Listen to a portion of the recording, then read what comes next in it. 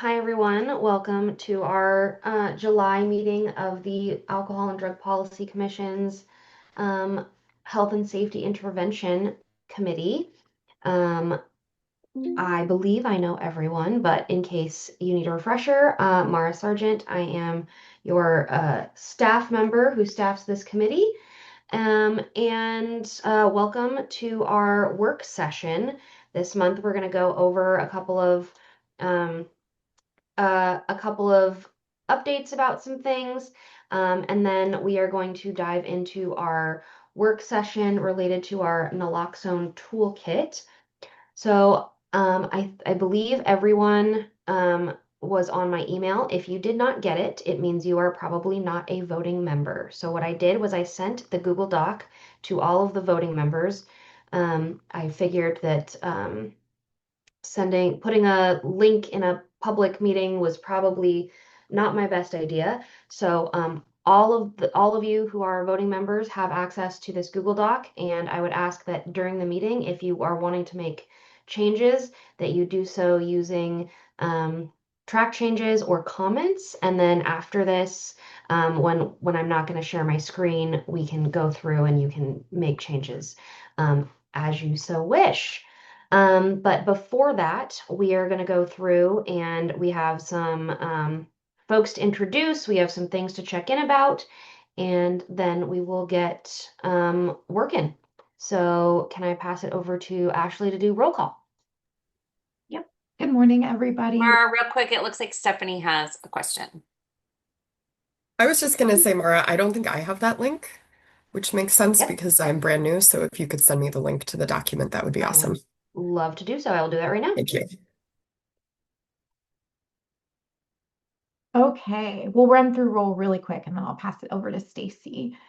Stacy, I see that you're here. Is Dharma here today? Dharma? Okay, Blue, Here, good morning. good morning.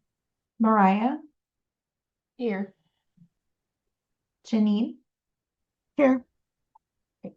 Eric is excused. Haven, Yep. thank you. Naomi, Here, good morning. good morning. Jenna, Here. thank you. Adam, Good morning here. good morning. Scott, I saw you. Hello, I'm here. Great. Amy is excused. Serafina, Good morning, here. good morning. And Crescencia.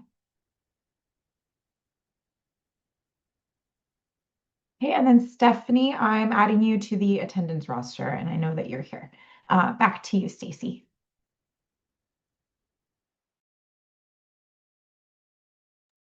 All right, thanks so much. Hi, everybody. Nice to see you all. Sorry about the tech issues for a second there. Now that we have everyone accounted for, we can hand it over to Annalise for the director's update. Thanks, Stacy. Annalise Dahl, Director of the Alcohol and Drug Policy Commission. And I'm going to start with a couple of commission membership announcements, including Stephanie. So when I'm done, I'm going to give Stephanie a minute to introduce herself. We're very excited to have a new commissioner in our attorney seat. I think Stephanie's background and interest in this area will be a really good fit for you all with this committee. So we're very excited about that. In other commission news, I may have announced this previously. We have a new commission chair and vice chair. Debbie Jones has officially stepped in at our July meeting as the new chair of the Alcohol and Drug Policy Commission. For those of you who don't know Debbie, she's a certified prevention specialist and serves in that seat and leads our primary prevention committee. And then Sharon Dursey Martin, who came on, I guess, like in the past year, actually. Sharon's still pretty new, but she has done a lot of work with OYA, the Oregon Youth Addiction Alliance, and has been working with us for a while. Sharon is the principal at Harmony Academy. one of our recovery schools, and Sharon will be serving as vice chair. So little news there. For Stephanie's benefit or anybody else who's new, we always start out with director updates. So all the committees know what the commission and the other committees are doing. So quick run through of other committees. Treatment meets I think week after next, and they are really focused on looking at discharge and transition practices in the treatment continuum. And Mitch has also started a medications for substance use disorder work group and a evidence-based practices work group. So if that's something anybody in this group is interested in, please reach out to Mitch. The recovery committee and our youth-led committee have been working together. The recovery committee developed a standard definition for recovery community centers in the state that we're working through once we get through this youth portion to send out to our state agencies. So we have some kind of minimum standards for recovery community centers in the state. And the youth have worked to add some best practices and guidelines specifically for recovery community centers that serve youth. So that is pretty darn cool work that they are doing. And then in prevention, can't forget our primary prevention folks. They have been working on this concept they're calling a Center for Excellence. They have defined the scope, and this month they started working on governance. So they, I think, are continuing that next month. They're also wrapping up the House Bill 3321 work, which is a statewide primary prevention financing, workforce, and program assessment. So that is what's happening over in prevention. The full commission met in July to get a 6-month update on the plan. It is very detailed, I will say. We maybe learned our lesson that we may have gotten a little too detailed on it. But if you're wondering what's happening with the plan and how it's going, that video is posted. Feel free to take a look at that if you want to see what's happening in the other committees and get a good update. Some exciting stuff happening in the youth space for sure. And then the commission is taking August off, and then we'll come back in September to review our state agency substance use disorder analysis, which will be bringing parts of that to each of the committees. And that looks at all substance use disorder spending across all of our participating state agencies for the last biennium. Okay, one last thing, and then I'm going to turn it over to Stephanie. Oh wait, I lied. 2 more things. Okay, so Opioid Settlement Board will meet next week, next Wednesday, to give OHA some final input on the next round of funding. OHA will be posting an RFGA this fall, which will include as approved uses. They basically have taken the approved uses under the opioid settlement and what you all put together with the comprehensive plan for your prioritized strategies. And they're going to do 1 round of funding for that. It is one-time money, but harm reduction is an eligible use. So we'll be letting folks know once that gets posted. OHA will have some webinars about it, but that's exciting that will be coming. And then when I'm done, I'm going to post in the chat. I also wanted to give this group a heads up. OHA is doing some community engagement around the Behavioral Health Resource Network funding right now to get some input on what should be prioritized going forward, because they have a bill for 2027 to look at that. They did a first round survey, and they gave us a kind of high level update at the Oversight and Accountability Council. And I just want to flag for you all that they got some feedback about really focusing on comprehensive harm reduction and not just, I think kind of like what you all have said. I think there's kind of maybe some frustration that people are just, giving out naloxone, not doing much else. And we're kind of counting that as harm reduction.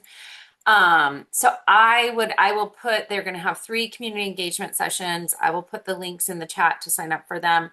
Really encourage this group to show up and give your input on what the future of that funding should be, because that is such a flexible funding resource for us as a state. Haven.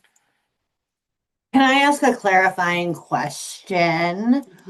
When they say comprehensive harm reduction, do we know what they mean by that? Because that is a term that gets used very differently and very on different ends of the spectrum. Like when I say comprehensive, I want all the drug use supplies, I want all the engagement, I want testing to be a requirement, not HIV Hep C testing to be like, when I think comprehensive, that's what I think.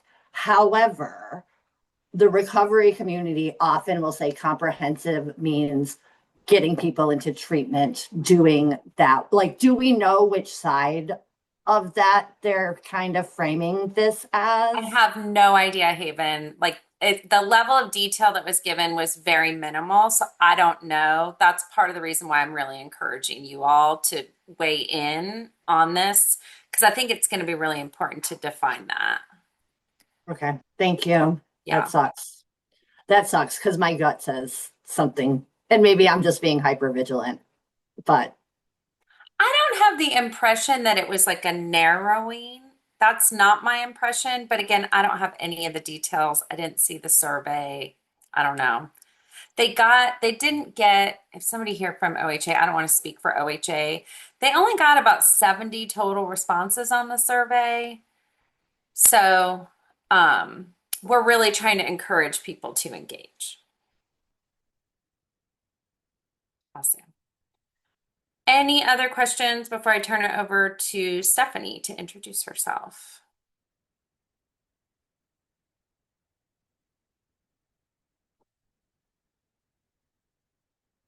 Okay, Commissioner, and Stephanie, you can correct me on this. I never know if it's Damon or Damon Moore. Damon Okay. Moore, like Matt Damon. Commissioner No relation. Damon Moore. Yeah.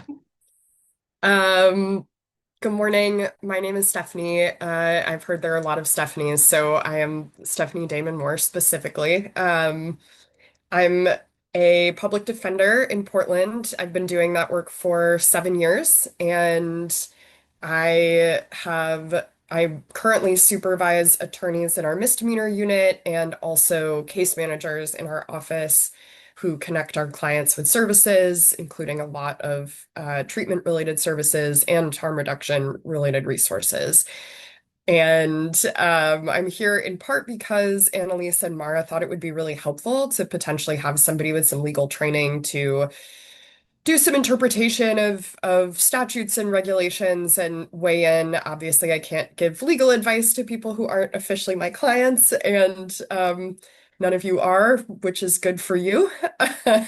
But I'm happy to, share my expertise to the extent useful. And I said this to Mara already, but if things are coming up that would be helpful to get my input on, it actually would be really useful for somebody to shoot me an email with whatever it is you want me to look at, because my ability to do that in real time is not as good as my ability to do it with a little time to review and maybe check out what Westlaw has to say about it, etc. So please feel free to blow me up, and I'm excited to work with everybody and happy to answer questions if people have them. But otherwise, I think that's sort of me in a nutshell. I guess I will add that I have worked with a lot of clients who are dealing with addiction, some of whom are interested in accessing treatment and recovery services, some of whom are in recovery, and others of whom do not want to stop using and are, want to continue with at least some level of substance use and some with the full spectrum of substance use. So I'm really excited to get to see this side of the picture and figure out how we can make our communities safer in Oregon together.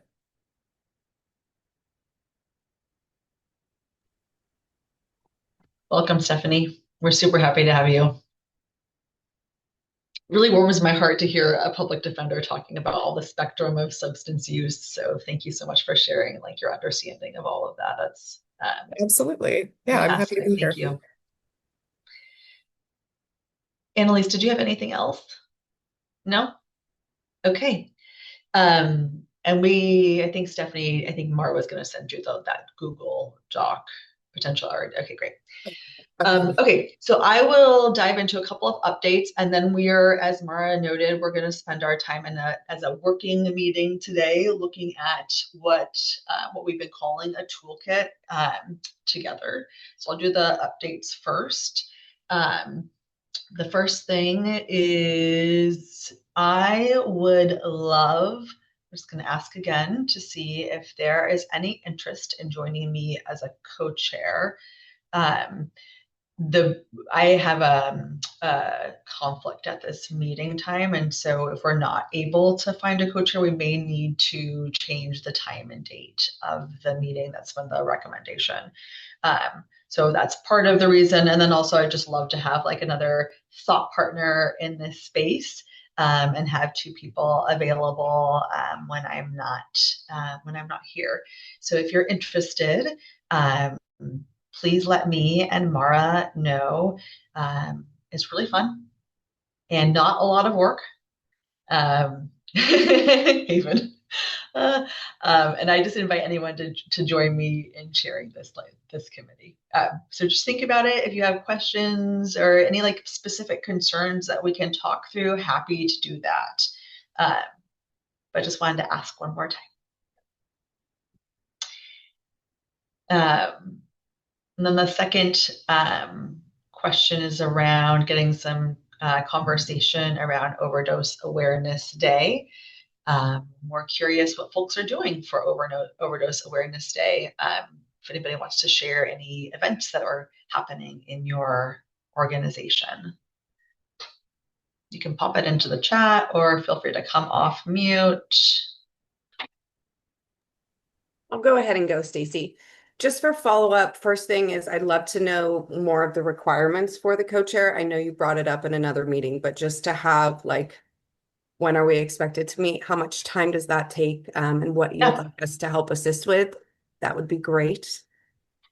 Yes, so I'll just share from my experience the way that this looks like is one prep meeting a month before the ADPC committee meeting.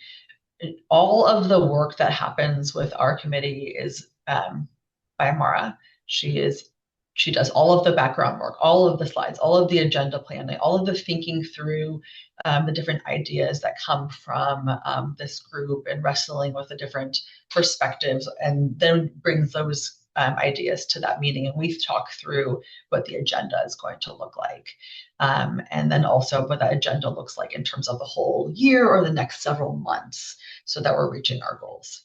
So it's really thought partnering for about an hour with myself and Mara and Elise. And Ashley comes now as well to talk through what the agenda looks like. And that's really it. And then I guess I would just say, in addition to that, we've all been asked to like look at documents. So that still stands. So does that help, Serafina? That is really helpful. Thank Okay. you, Stacey. I appreciate that. And thank you all for the behind the scenes work that you do to make it happen. Yeah, for sure. Thank Mara. Good job, Mara. She does all of it amazingly with patience and grace, and super grateful. Blue, I see your hand up. Yeah, and then I'll just share Overdose Awareness Day after Blue goes. Oh, sorry. No, I was actually going to say, like, I'm pretty sure that you wanted to share that. So go ahead, Serafina. Okay. Thanks. You already know, you guys Blue. Yeah, it's my cup of tea. So I want to first share, and what I'll do is I'll send flyers and some additional information because there's so many different pieces to our Overdose Awareness Day. Klamath County is on August 29th. We're so excited to do it for our 4th year. It's going to be from 1 to 4 at Veterans Memorial Park. It's really a community collaboration. All of us coming together that makes this event so powerful. Free food, cultural activities, remembrance activities. We have additional grief support coming from Winter Springs. We have different treatment agencies, community partners. It's just such a beautiful time to come together. So last year we saw a few hundred people. This year we're looking to see more. We have activities for the kids. We have speakers.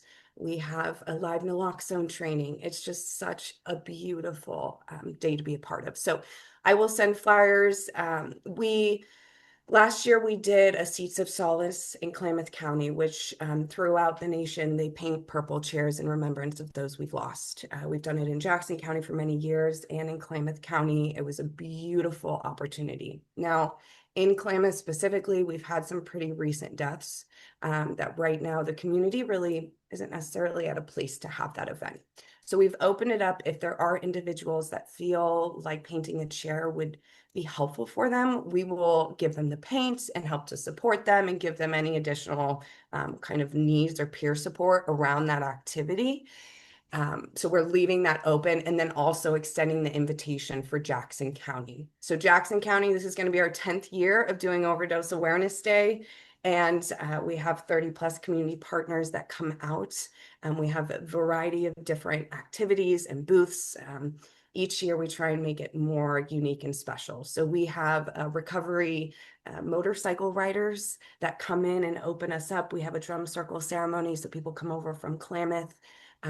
We have face painters, live music. We have one of our local DJs who came out for the first time last year and just loved the event. So he's like, I have to be a part of this every year.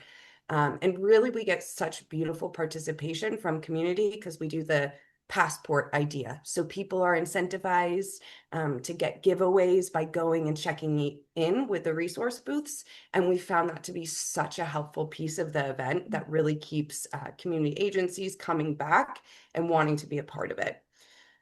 So that one is on September 26th from 1 to 4 as well at Hawthorne Park, the splash pad side.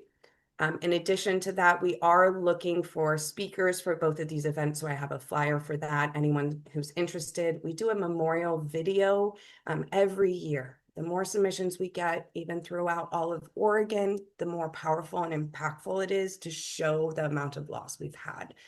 We display that video at both of our overdose awareness days. So I've got a flyer for that with some submission deadlines.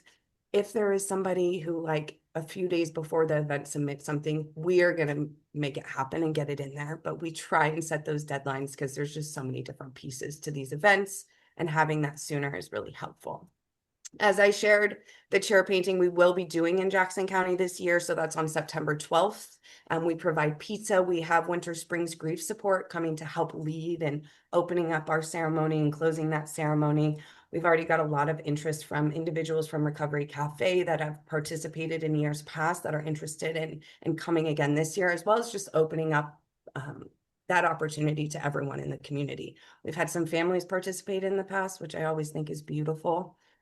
Ideally, we ask that they pick their own chair, but the flyer will share all of that. And I want to say that's from like a noon to 2:30, but we'll get those details to you. September 12th is that event. And we're just very, very excited to come together and to remember. And yeah, I think that's all I have on those events. Amazing. I just saw Thank my you. hand. I think my hand went down when I spoke earlier, but if it's okay. We have 5 events in Benton County this year. I do some work in rural Monroe, which is population under 800 down by the Lane County border. So in Monroe, we've got a vigil and a training for community members. And then we've also got a training in Corvallis for community members and providers, and a separate training for people who use drugs in Corvallis, as well as a vigil in Corvallis this year. So got a lot of things going on. Awesome, Blue. Thank you. Anyone else want to share their events or links that we can highlight? And any info folks want to share, Stephanie Condon, our communications person, is coming back soon. Yay. So we're kind of hoping that we can get everything up on the website so that we can start to have like an overdose awareness page, because there are so many events going on. So please send us that. And I see a percolating conversation in the chat about hands only. I'll leave it up to you, Stacy and Mara, if you guys have time to chat about that, or if that's a parking lot item. Well, I would know that Naomi put in a lot of information about what's happening in the Hillsborough, Oregon area. So that piece, I think, thank you, Naomi, for adding that. And then if we have time towards the end, we can circle back to the questions around the CPR only component, if that's okay with everybody. All righty. Okay. Anyone else want to talk about their awareness days or throw the link in the chat?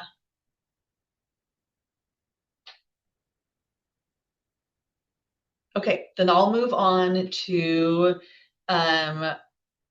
item number 3 before we get into, actually we have 2 more items before we get into talking through the toolkit.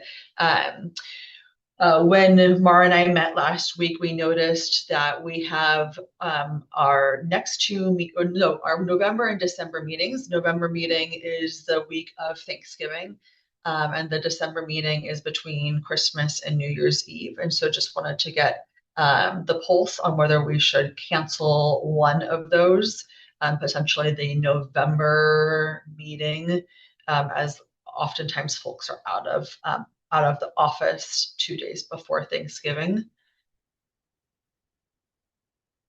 So the question is do we feel comfortable with canceling the November meeting?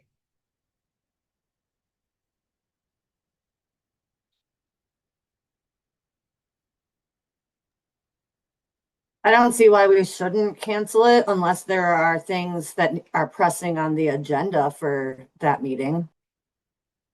We think we can have one meeting between November and December. Great question though, Haven. Any other concerns about canceling that meeting?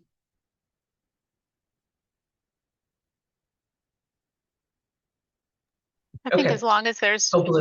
Yeah. one meeting between November and December at some point, that would be great. Yeah, that'd just be my only concern. But yeah, otherwise, no problem with it. Great, thank you, Blue. I'll also just note, Mara did let me know that many of the committees cancel a summer meeting, and so we're maybe doing it just a little bit differently. Okay, so we will go ahead and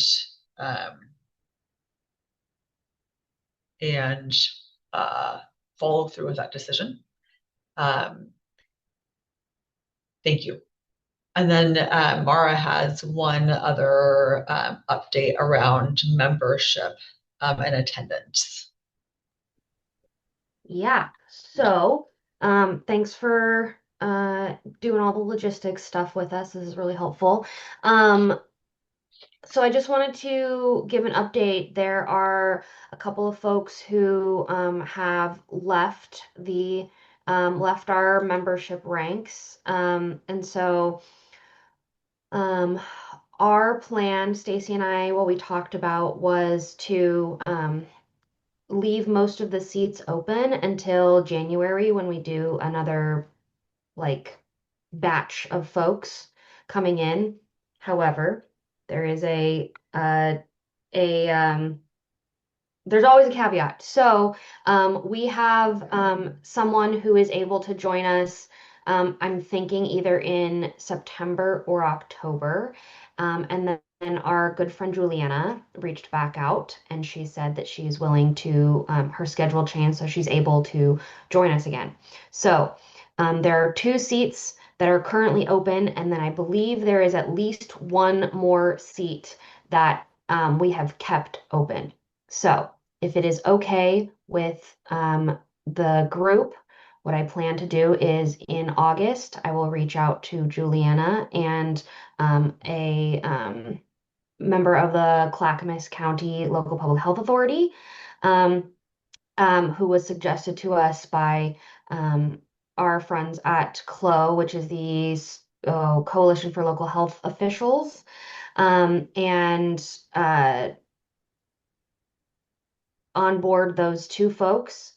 And then in January, I will go through all of the applications that we have and do another pass, and we can have a conversation if anyone needs to step down, move into a become a member of the public, we can do all of the like technicalities and stuff in January like we did this year. If anyone has an issue with that, please let me know, or if you're okay with it, also let me know. Just wanted to keep you informed.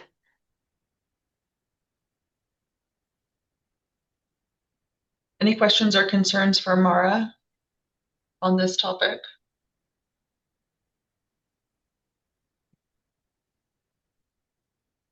Okay, great. Thank you, Mara. Really appreciate it.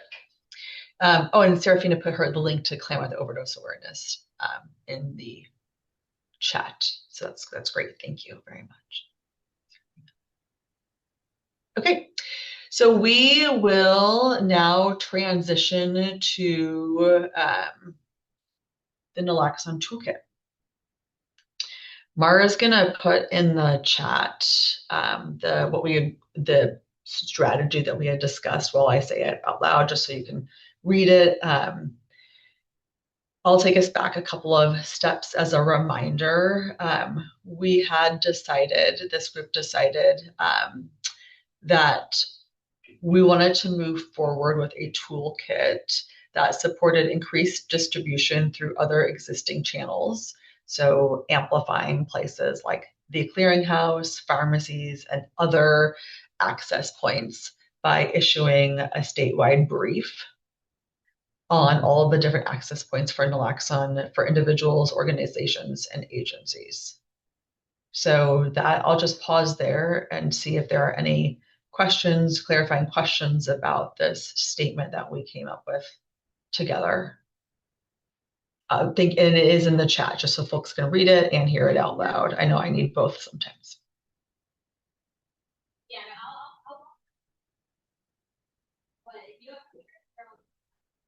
Any concerns?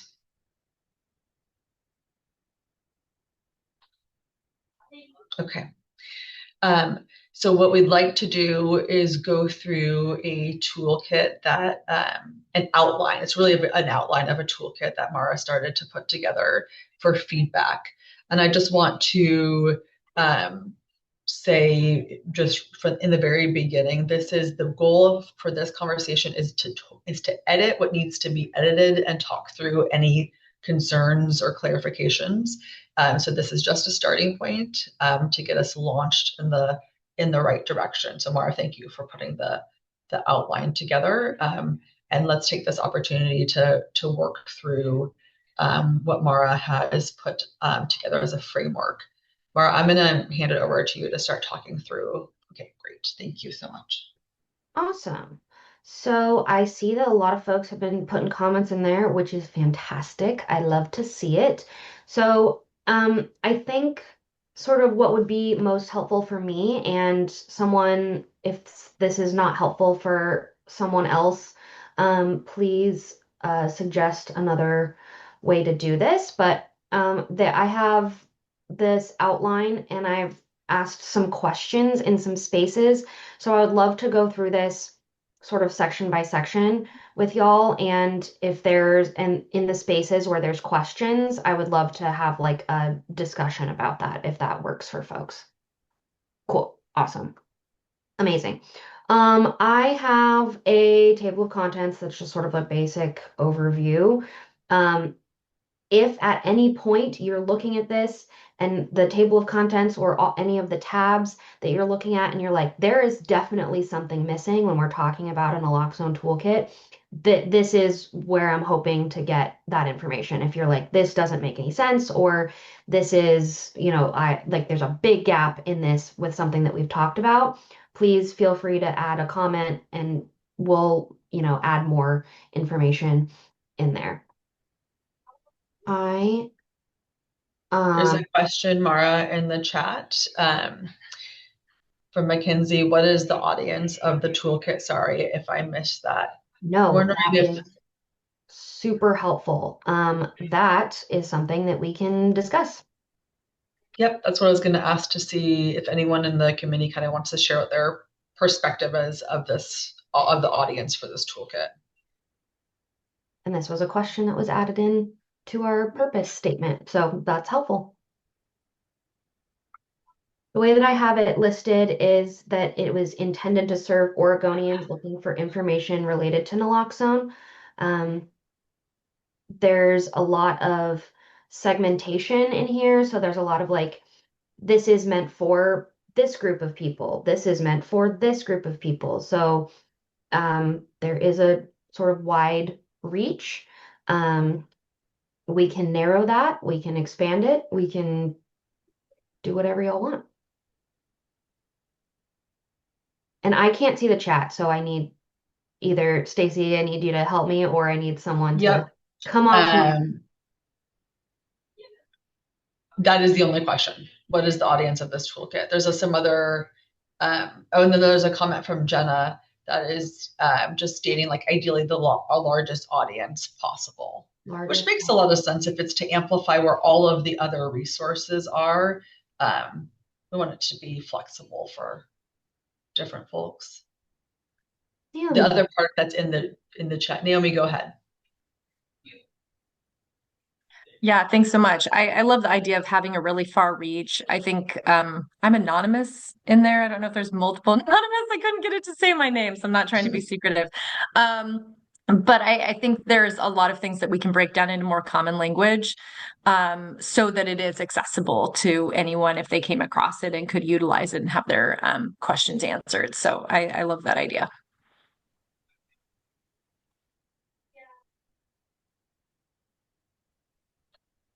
Yep. That seems to be the consensus, is changing the language, which totally makes sense. So, what I'm understanding is that we want this to be for the widest range possible so that we can include like a comprehensive amount of information in here for basically whoever might need it. Can Go I ahead. just jump in quick with a Yes. suggestion? So Absolutely. if I'm thinking about the difference between giving this to people in my office or other providers in the area versus trying to connect, like share this with a client, I don't think that sharing something that has like a title page and a table of contents, etc., with a client is like gonna get them there. So I think something that would be really helpful would be to include like and I'm sorry if this exists, I have not dug into this document yet, but to include like a one-page sort of flyer that can just be handed out that has a really like very sort of concrete, here's where you can order something from, here's where you can walk into, that is not like you don't have to flip through a document and navigate to the right section and whatever. And that, we could have that sitting out at, where people are discharging from jail and in the arraignment docket and other places where there's a lot of foot traffic and people coming through. Yeah, it makes a lot of sense to have a different tool, right, for clients. Also, it looks like Blue said that Save Lives Oregon has a great client level education section for kind of what you're describing, Stephanie. So let's mark this down, Mara, as like if it's for clients, we need to have a different sort of a format, a one pager. I think that makes a lot of sense, and or link to something that already exists. So that's great, Yep. Mackenzie. Thank you. I love that. That's helpful. Thank you. And then there was a question about coordinating with Save Lives Oregon language. Yep. That is sort of the question. So I've talked to Save Lives Oregon. I've talked to a couple of other orgs, and this is sort of where like y'all's opinion comes in. Like, is Save Lives Oregon the direction that we want to go in? Like, we're not going to take their materials and just like put them in a document like this. Like, there will be links to things. We can link to their materials and we can like align with some of their language if that is the direction that y'all want to go.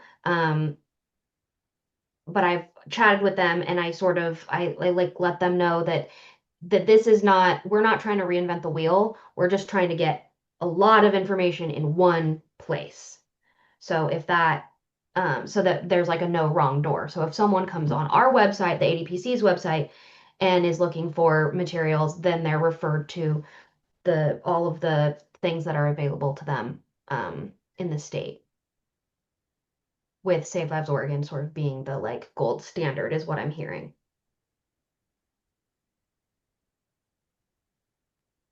I guess I'm just concerned about duplicating work, right? Like y'all are doing amazing work, and it seems if the state, if part of OHA is already doing this work, as a taxpayer, I don't want two different people doing the same exact work, right? If it doesn't need to happen that way. Totally. So let me ask the question then. Is the toolkit the format that we want to produce? Or is it simplifying it? Is it just here's a bunch of links to places that you can go to find naloxone? Is it we want to focus on something specific and do like a white paper related to, or like a policy brief related to naloxone? So You know. if I go back to the kind of where we started with like our strategy, Mara, and everyone, I think that might help guide us, because if we're trying to amplify increased distribution, and what doesn't exist is a white paper, I'm just using that term, it's probably not the right term, that kind of collates all of the places in one, then it might make sense to just have the link to Save Lives Oregon rather than the actual content from Save Lives Oregon. What do others think? Because I agree, we do not want to duplicate. And Naomi put a resource in the chat. Oh, your hand's up. Go ahead, Naomi. That's okay. I think it's been a while, so Mara, you probably have a lot better information than I do, but I know I was on a work group with OHA where they were putting together a toolkit for pharmacists specifically, and it was really great. And they did an update and they put it on their webpage. But if they don't have something for the general public, I know they have a toolkit for schools. Maybe it is something that we're just modifying it for a different audience that's less professional, more community. I know Washington County and the Tri-County have similar resources as well, so I also don't want to duplicate. But I am wondering if there is something that's more consumer facing that's missing.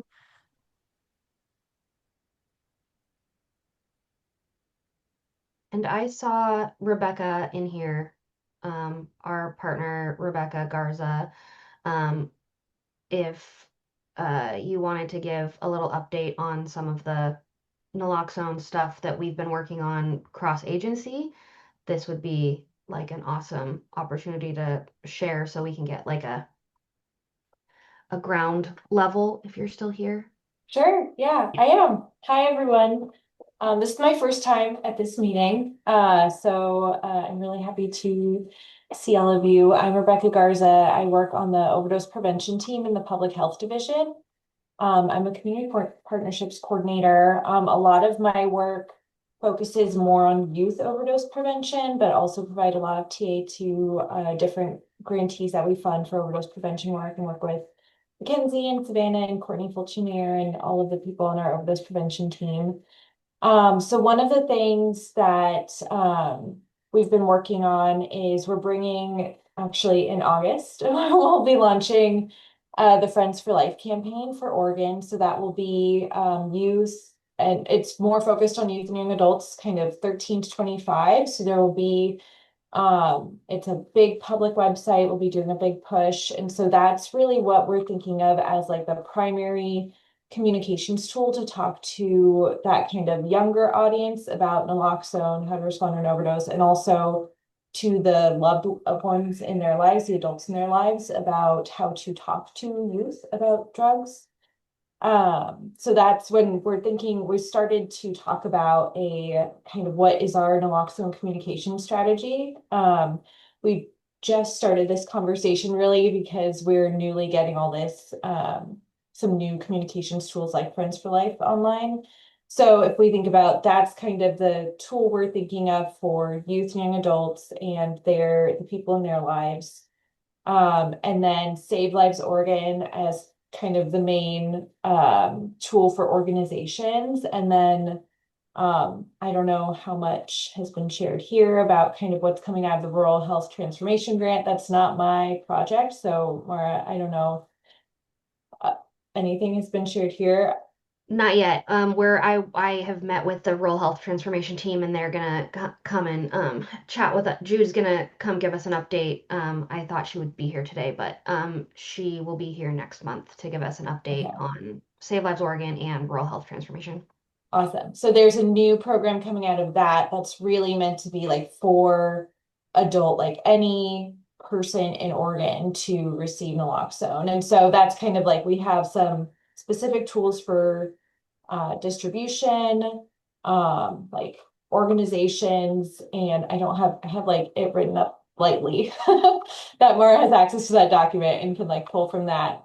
So we're thinking of that as kind of like a communications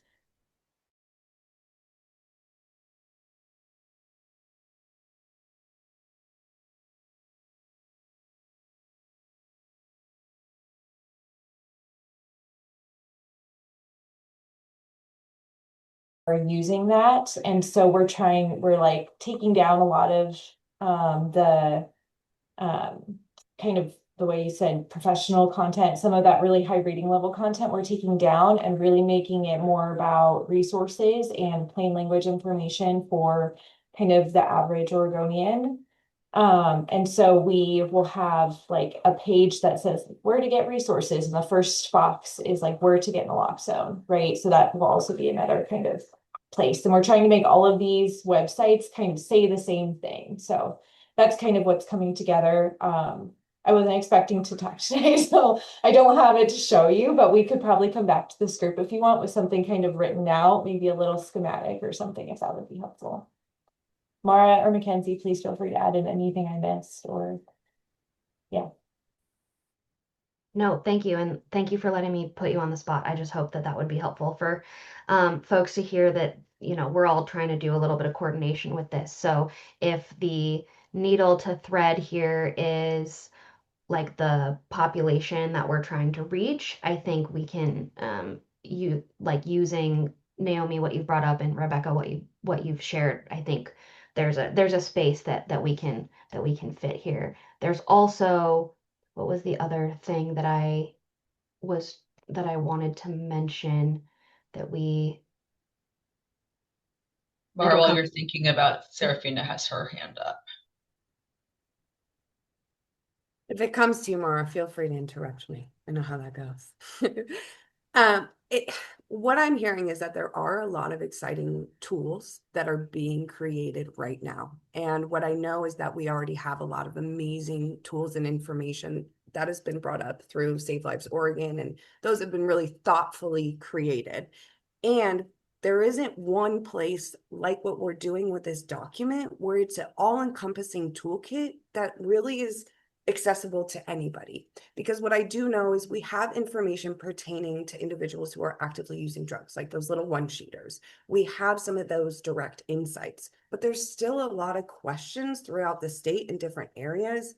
And I do feel like having a toolkit with all these additional new tools, how they're coming together, the basics of naloxone, information about expired naloxone that really doesn't exist, kind of what is Oregon bigger picture all-encompassing doing. We're missing that, and this feels like a perfect opportunity to kind of fill that gap.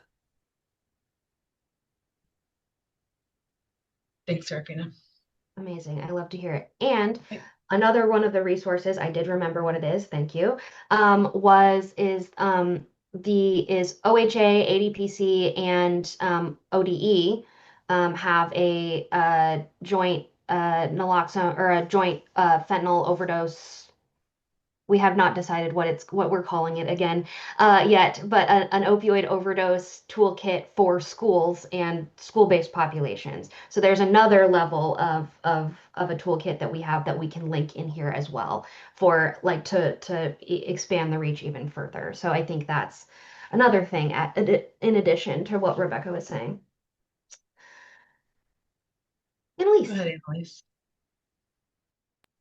So I wonder if it, because I'm kind of sensing folks are getting stuck on like this is a document and we would be repeating a document. I'm wondering if it helps to think of it as a website, like to your point, Seraphine, of just having one place. So some folks on here from OHA might remember probably 2 years ago, there was kind of a list of all the SUD related links. And it's not just OHA. I love you guys at OHA, but you're not our only agency partners.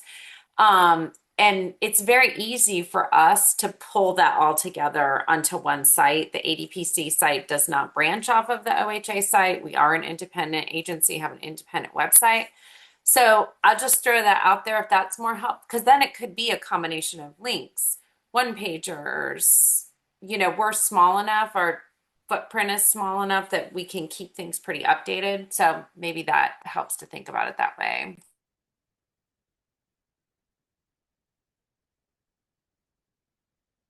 Any reactions to that new kind of or refreshed piece that Annalise just shared?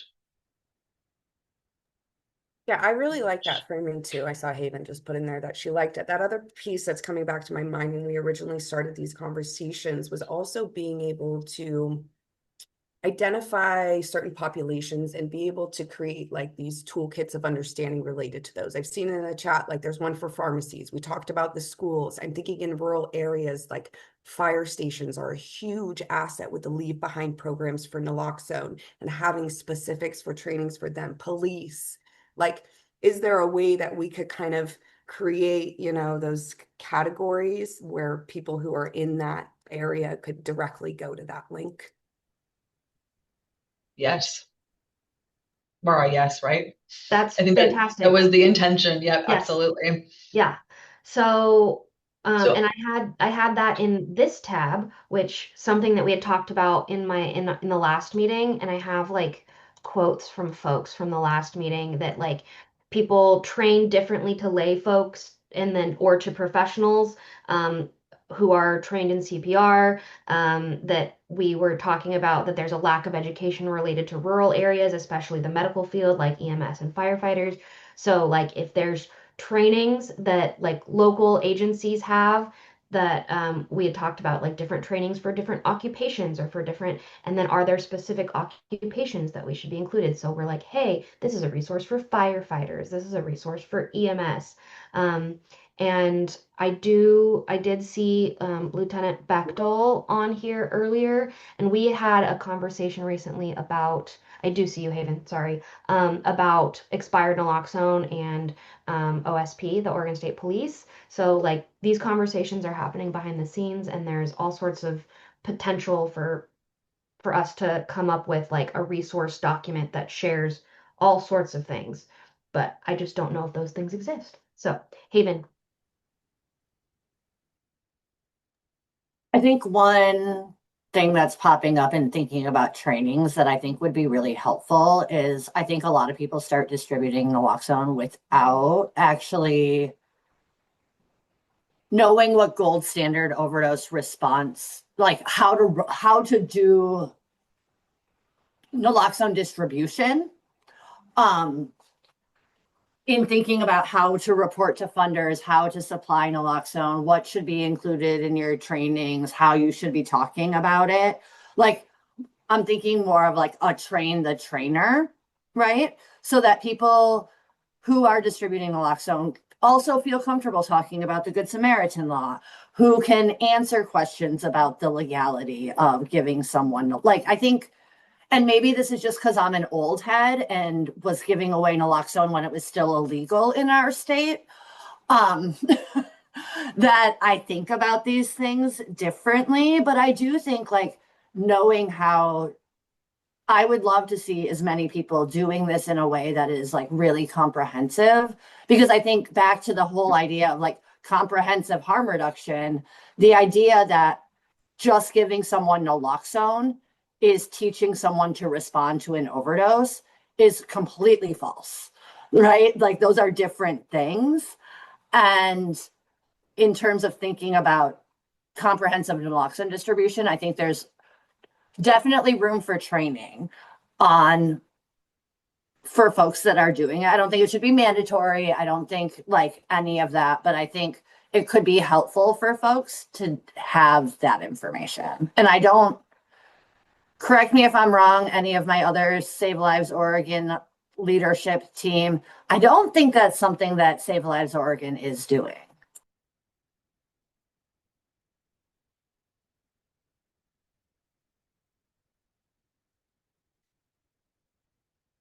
I'm thinking of a way to sum up. That was great, David. Thank you. And I'm wondering if it's like, it could be under model policies as well, but like a gold standard best program best practice that then it has all of the different layers in it that we want you to think about when you are distributing. Or Barb, do you have a way to just kind of remember what Haven was sharing and we can work on the wordsmithing of it later? Because I think that makes a lot of sense. And I think a lot of those pieces are actually in the kit that Mara has listed, but not like collated in one spot.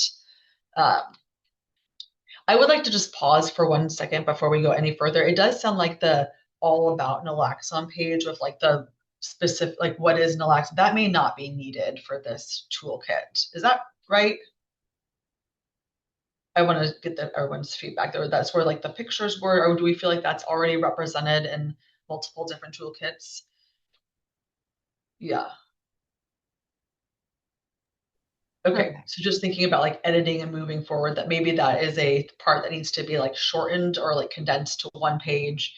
And then we're thinking about how to amplify all of the other resources and how to in other spots.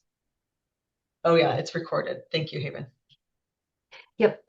Yeah, that's totally perfect. That makes a lot of sense. This doesn't have to be like 100% comprehensive. Like this can just be like, as Annalise said, you know, links to things that already exist so that we're not duplicating Haven's tax dollars.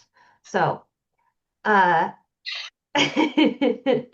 um I love that because, you know, we can wordsmith all about naloxone all day long, and we don't have to do that. So that's awesome. I love that. I love the idea of having like of us making the decision of, you know, based on the research, what is best practice.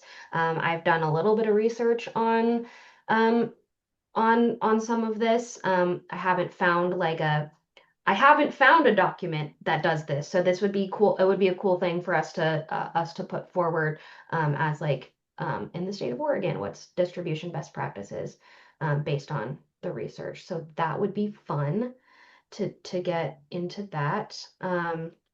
Mara, I'm sorry to Okay. interrupt. I'm looking at the chat. I know you Yes, can't see it. please. Naomi just had a question for all of us around, is there a need for translated resources and materials?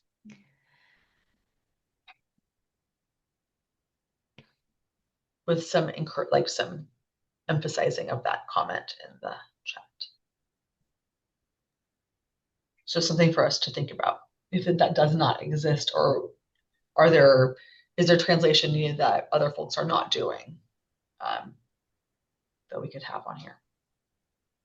Washington County was asked specifically for Spanish materials, so we developed that last year.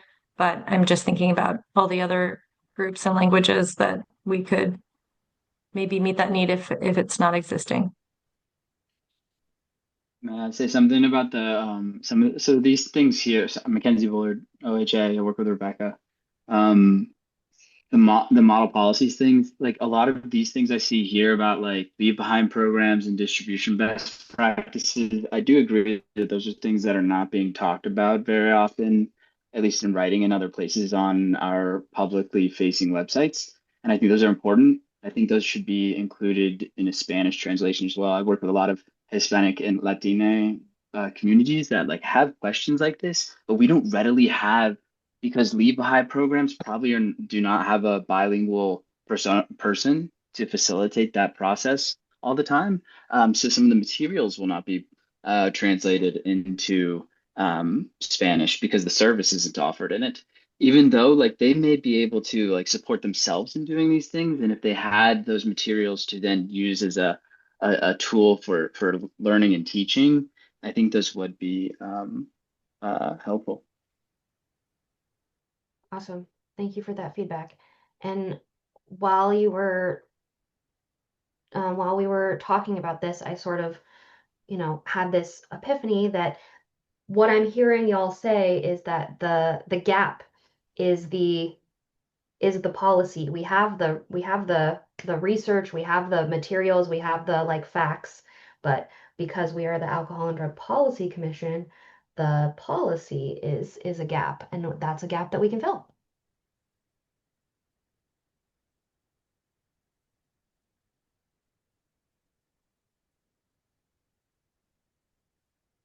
All right. Haven loves that.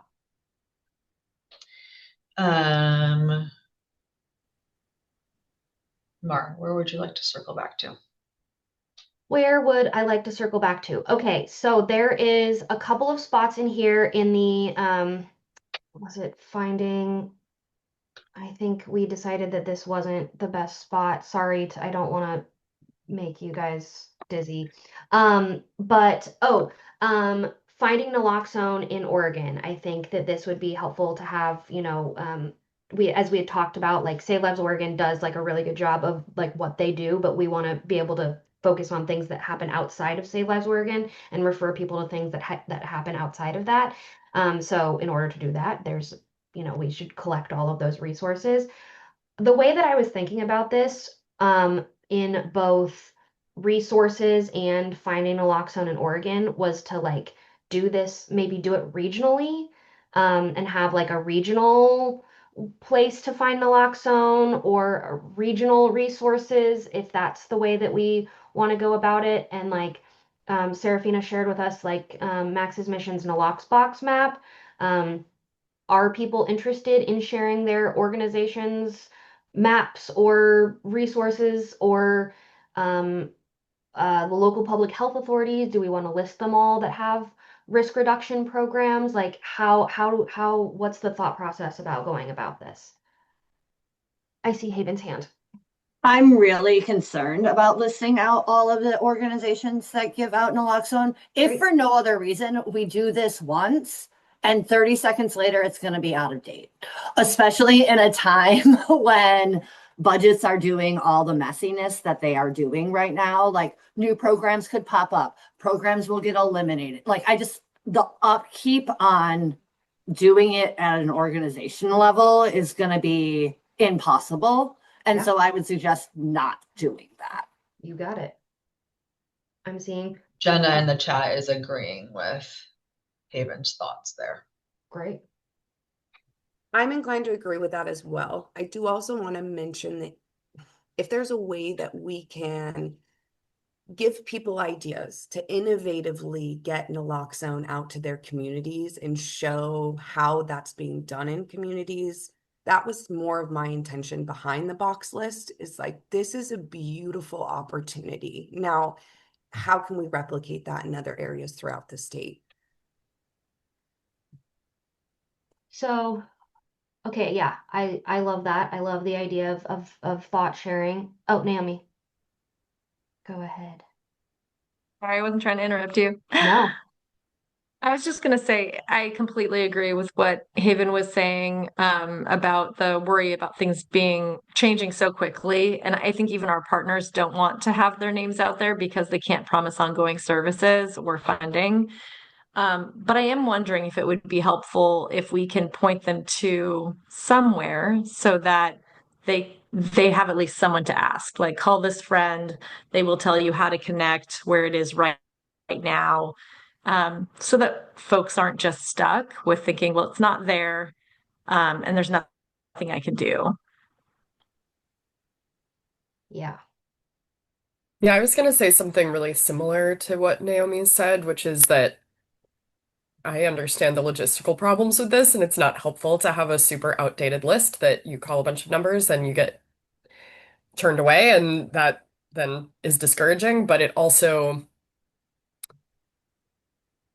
like, practically speaking, if people actually want to distribute naloxone or want to get naloxone, it would be useful to have some sort of resource. And so I'm wondering, like, are there providers to call, or like, I mean, in our office, case managers just sort of have an ear to the ground and they're talking to people, and we have naloxone in our office now and whatever, but like, how can we connect people with the resources they need? Yeah. Even Yeah, I guess I wasn't necessarily like I was thinking more like I don't think we should be I think we should have broad information like you can get it through the pharmacy, your insurance may cover it, like those kind of messagings. Do we know if all of the local public health departments would be able to direct people to naloxone in their community? Because that might be a like reach out to your local public health. They'll be able to give you an up-to-date something or recommendation. But in thinking through like if because I think we're talking about two different things, right? Are we talking about an end user who wants to have naloxone in their backpack? Or are we talking about organizations that want to distribute? And like, I think those are two very different things. And there's two very different lists of like, here's how you go about doing that. Um,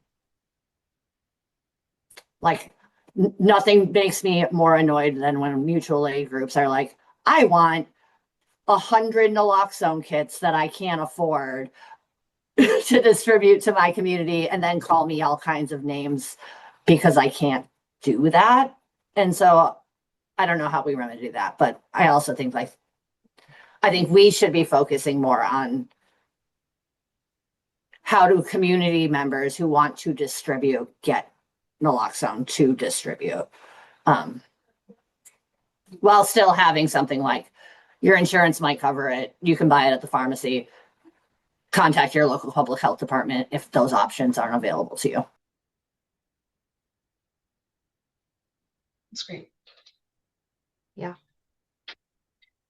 I think that's helpful. And I think that separating it out by, the intended audience, I think might be helpful. So what I'm hearing is that for like individuals to receive to get naloxone, we should not be including CBOs. We can maybe talk about LPHAs, um, that to say like check in with your local public health authority that they might have the ability to direct you in the resource for naloxone if you're not going to use um, the mail order system that is being developed, which is called Just in Case Oregon. And we will have more information about that. And then, or naloxone for purchase at retail pharmacies if you're just looking to have it for yourself. And then local organizations are eligible, most are eligible to receive supplies through Save Lives Oregon. And what happens if I definitely wouldn't say that most organizations are able to get supplies through Save. Like it's a pretty limited population who can get stuff through Save Lives Oregon. So we might want to include like um, direct relief as an option for folks to get. Remedy Alliance for the People is low cost naloxone for folks. Um, there's a lot of folks that expect naloxone to be free. And I'm again very worried about under fascism in our current budgets that it may not stay that way. So I think it's important to make sure there are other options on there too. perfect. Yeah, I was, sort of wondering like, do we list national organizations? I know at one point Blue and I had a conversation where Blue, you were saying that that most of the when folks were going to one of the national organizations, they were just sending them back to Save Lives Oregon, or they were sending them back to their local public health authorities instead of giving coming from the national organization. So, that's another opportunity to see like if we want to keep up with that one as well, or suggest any of the national organizations. So Mara, I and everyone, it is 10:43. We only have a couple minutes on this part of our agenda. We want to make sure that we have some time for any agency partner updates and public comment. But I wondered, Mara, is there another part of the document that would be useful to just review that had lots of comments or concerns with the group while we're still on this topic? I don't think so. I think we got like a lot of really good suggestions, and I think like editing in the interim time after this meeting will like pare this down to just what we're hoping to what we're hoping the final product to be, which is, a very short resource um, sharing document, and try and get some information about best practices and filling the gaps that don't exist, filling the gaps that we have yet to find, like there's certain model policies or there's certain trainings or the things that so I think probably working on the things that don't have as many comments, because the comments the consensus seems to be we don't need the Okay. purpose and the all about naloxone and things like that. We just do very brief, and then here's the resources that we're gonna link to. Okay. And I guess I'll ask the group as well, are there any concerns when you were reviewing the document that you want to bring up before we transition to our next agenda item? I think the only last piece of feedback that I have is just moving forward, just really taking into consideration that separation by intended target audience and making it as simple and clear as possible so that if you are a part of that audience, you can just click in and find all the information pertaining specific to you. And then I also think that Annalisa just brought up including MCAP and some retail purchasing, and then potentially doing some spotlights to show examples of how others are doing it in the community. I just love that. And I think incorporating that further into the document could be really beneficial. Love it. Thanks. Love it. I see Jenna. Yeah, I just wanted to also call out, because I know I've done a ton of these trainings. I've seen a ton of people's training materials. One of the things that very often gets missed, and I just want to make sure that there's resource for, is identifying some of the elements of what overdose can look like in people of color, because all the time you see the like, look for, their skin is pale, their lips are blue or purple, their fingernails are, blue or purple. And there's just certain characteristics that are going to look different in different populations. Oregon is so extraordinarily white. I feel this needs to be called out, and we should be intentional about including more diversified symptomology information. Absolutely. Thanks, Jenna. And some agreement in the chat and with emojis. So Mara, do you feel like you have what you need for the next month in terms of next steps? Absolutely. I absolutely do. Great. I'm going to stop. Thanks, everybody. It was super helpful, really useful, productive work session. Thank you very much. We now have time for any agency partner updates. Is there anyone on the call from a partner agency that would like to provide an update to this group? We kind of heard one earlier from, I think, Rebecca, but.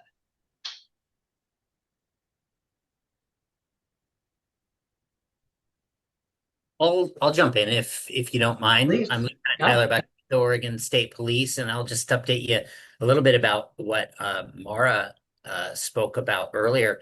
We had a meeting with my EMS coordinator, and we really looked at pathways forward one for a leave behind program, but two, when dealing with expired naloxone or soon to expire naloxone.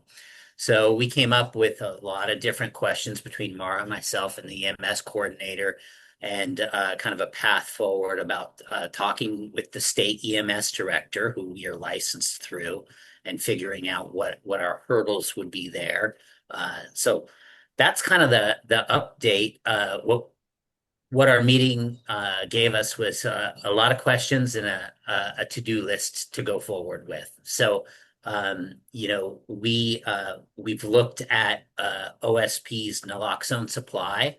We typically purchase about 50 boxes a month at this point. And we kind of walk through the workflow of what we find most palatable is that we would be able to bring naloxone in, say, 45 days before expiration. And then that gives us a pathway that's not dealing with expired naloxone that will probably take a statutory change in Oregon for us to be able to do anything with.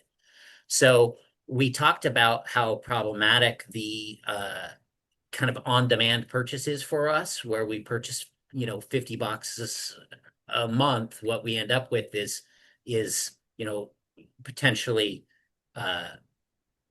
lots of different expiration times. So bringing them in, maybe it would be easier if we did our purchases quarterly and then brought in naloxone from the field on a quarterly basis for distribution.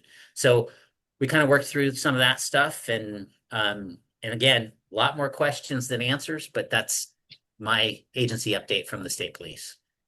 That's fantastic. Thank you so much. Would anybody else like to share an update?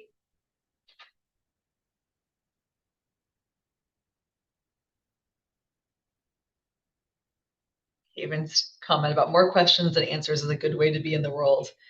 I would agree. Sounds like a very productive and exciting meeting. Anyone else from our partner agencies? I heard from Anne Chaquin and Bailey Weisenfeld this morning, and they wanted to let us know that they wouldn't be able to join us because they are tabling. Today is World Hepatitis Day, and they are downtown Portland tabling. So they were sharing that with us, and that they will hope to see us next month. Thank you, Mara.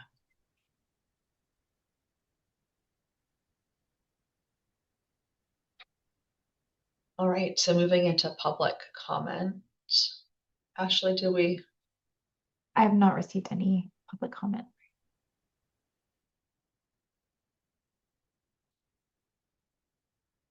any public comment from anyone?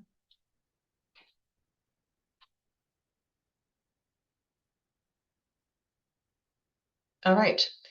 Wow, we're ending early. Our next meeting is August 25th. So we do have a couple more minutes. I don't need to prolong our time together, but Mara, anything else you need to be as supported as possible moving into the next iteration of the, okay, great. Oh, Blue, go ahead. I might have missed this, so apologies if it has been said, but is there like a deadline that we are looking at in terms of working on that document that we were looking at today? Just checking in on that. I do not currently have a deadline. I'm hoping to, once we get some of the substantive materials in there, and as Annalise mentioned, Stephanie, our fearless comms person, will be joining us back in August, and I want her to take a look at it and see, like what it's going to look like and things like that. So we've got time. We've got time. I'm not worried about it. I will give a deadline as soon as I have it, but right now we're just working on it. This is an ongoing project. And likely what will happen is as we're continuing to work on it, we'll be able to, use maybe less time on this and work on some other areas and priorities that we've identified as this group. So that might happen also in the next coming months. Lou, is that helpful? Okay. Yeah, thank you. Absolutely. Anything else? Okay, so our next meeting is August 25th. Mara, thank you so much again for collating all of the information and taking all of the feedback. We'll look forward to the next draft. If you are interested in being a co-chair and you have questions, feel free to reach out to me directly or to Mara, either of us. And if not, we'll see you all in August. Take care.